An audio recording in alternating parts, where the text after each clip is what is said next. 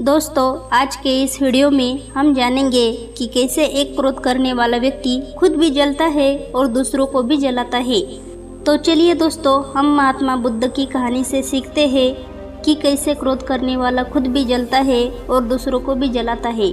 बुद्ध अपने शिष्यों को उपदेश दे रहे थे, तभी एक व्यक्ति वहाँ पर आता है और बुद्ध की बातों को सुनने लगता है और बोलता है कि आपकी बातें मुझे बिल्कुल भी अच्छी नहीं लग रही है। और उसने बुद्ध को भला बुरा कहना शुरू कर दिया और उनका अपमान करने लगा और कहने लगा कि बुरी बातों को बार बार याद करने से हमारी परेशानियां बढ़ती है, मन अशांत होता है, इसलिए दुख देने वाली बातों को भुलाकर आगे बढ़ना चाहिए।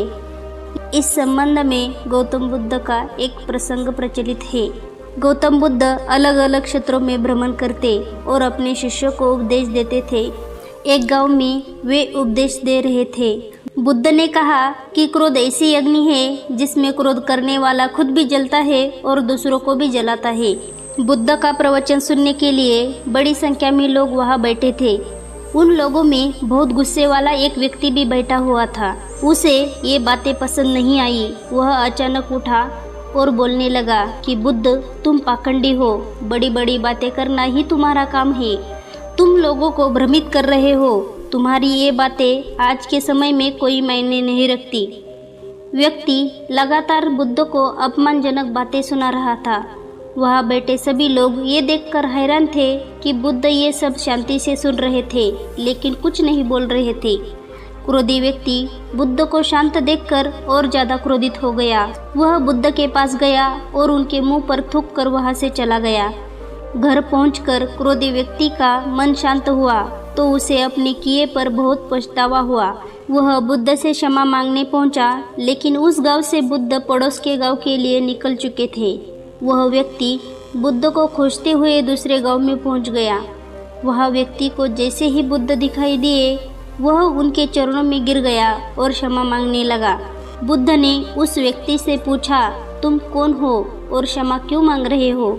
उस व्यक्ति ने कहा, क्या आप भूल गए, मैंने कल आपके साथ बुरा व्यवहार किया था, आपका अपमान किया था। बुद्ध ने कहा, बीता हुआ कल मैं वही छोड़ाया हूँ और तुम अभी वही रुके हुए हो।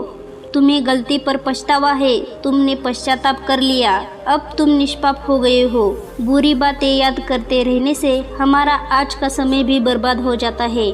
इस आदत की वजह से भविष्य भी बिगड़ सकता है, इसलिए बीते हुए कल की बातें भूलकर आगे बढ़ना चाहिए। इस कहानी से हमें सीखने को मिलता है कि क्रोध करने से हमें नुकसान ही होता है, न कि फायदा। क्रोधी होने से हम खुद भी परेशान होते हैं और दूसरों को भी अपने क्रोध का शिकार बना देते हैं। इसीलिए हमें सदैव शांति और समझ से अपने व्यवहार को नियंत्रित रखना चाहिए।